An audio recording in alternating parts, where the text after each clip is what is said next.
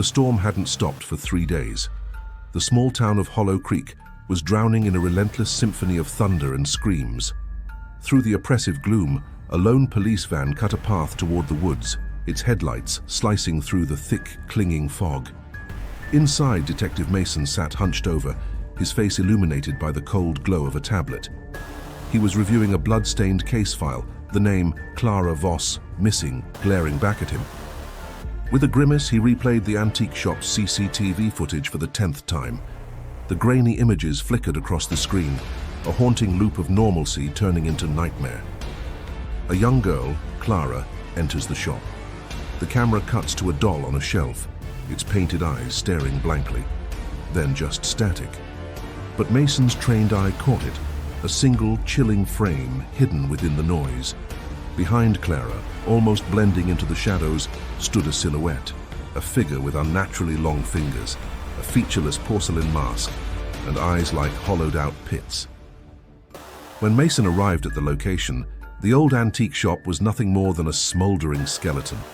The fire had devoured everything, leaving only charred memories and the stench of burnt wood.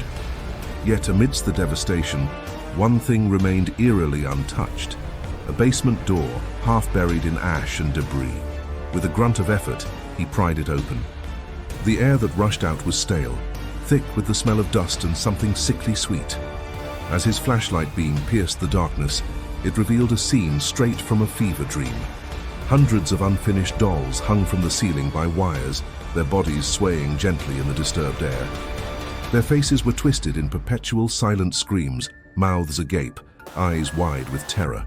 In the center of the macabre puppet show stood an altar, a grotesque assembly of melted children's toys, black wax, and what looked disturbingly like small bones. On this profane shrine, a journal lay open. The ink was shaky, the handwriting a frantic scrawl. Mason leaned in closer to read the chilling words. The Dollmaker fed her pain to them.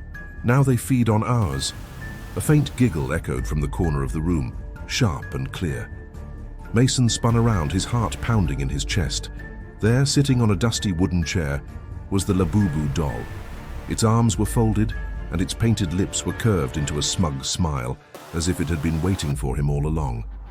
Mason bagged the doll as evidence, an unsettling feeling crawling up his spine. Back at the station, the atmosphere grew heavy as night fell. Then it happened. Every single clock in the building, digital and analog, froze at precisely 3:07 a.m. The air went still for a moment before the world plunged into absolute darkness. The power was out. From the security monitoring room, a panicked officer's voice crackled over the radio, but it was drowned out by another sound filtering through the speakers, the faint, eerie laughter of children. It seemed to come from everywhere and nowhere at once. Then a single, distorted word whispered through every radio channel simultaneously: playtime. The emergency generators kicked in moments later, flooding the station with harsh, fluorescent light. Officers scrambled, checking the building, but the holding cell where the doll had been secured was empty. The evidence bag was torn open, and there, scrawled in what could only be blood on the inside of the glass, were 3 words that made Mason's blood run cold: "She's making more." Meanwhile, deep within the tangled heart of the woods, a new dollmaker was at work. In a dilapidated shack, a woman in a blood-stained apron stitched another porcelain face with practiced, unnerving calm. It was Clara, or what was left of her. Her eyes, once bright and full of life, were now pitch-black voids. Her voice, when she spoke, was a hollow, empty whisper. She addressed the growing row of dolls sitting silently before her. "You'll all be perfect soon," she murmured, her head cocked to one side. "Mother is proud." Behind her, perched on a workbench, the Labubu doll blinked. Its painted eyes, once inert, now held a malevolent intelligence. The tiny cracks spreading across its face began to glow with a faint crimson light. The air grew thick and heavy, filled with the wet, rhythmic sound of sewing needles piercing flesh. Guided by the whispers that now seemed to haunt his every waking moment, Detective Mason tracked the source to an abandoned chapel on the edge of town. The building was a skeletal ruin, its windows shattered, its steeple leaning precariously.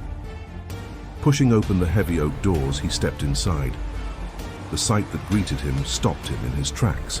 The pews were lined with dolls, hundreds of them of all shapes and sizes. They were all sitting upright, their heads turned toward the altar in silent, reverent worship. Mason raised his flashlight, its beam cutting through the dust motes dancing in the air. And there, standing before the desecrated altar, was Clara. She held the Labubu doll high above her head, like a priestess presenting a holy relic. Her voice echoed through the cavernous space, but it was no longer just her own. It was a terrifying chorus, layers of human and demonic tones twisted together. "The Dollmaker's curse never dies," she intoned, her voice resonating with ancient power. "It only finds new hands." In perfect, horrifying unison, every doll in the chapel turned its head to face Mason. Their little painted mouths opened, and from them came a sound that would haunt his nightmares forever, a cacophony of screams, like 1,000 broken music boxes.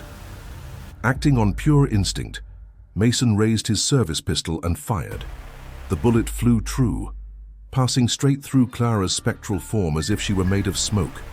It struck the Labubu doll she held aloft. There was a sharp crack as porcelain shattered. The doll exploded into 1,000 tiny pieces. In that instant, every doll in the room let out one final synchronized shriek, a piercing wail of agony that vibrated through the very stones of the chapel. And then, silence.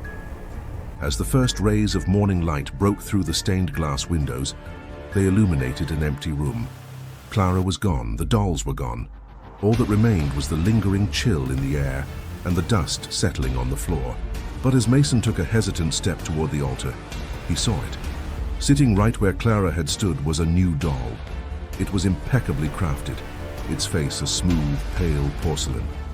Pinned to its chest was a small, tarnished piece of metal, Detective Mason's badge. As he stared in disbelief, its perfectly sculpted lips curved upwards into a familiar, knowing grin. And from the shadows, a whisper returned, faint but cold as the grave. "She's still here." From Tales from the Darkroom, where nightmares are handcrafted.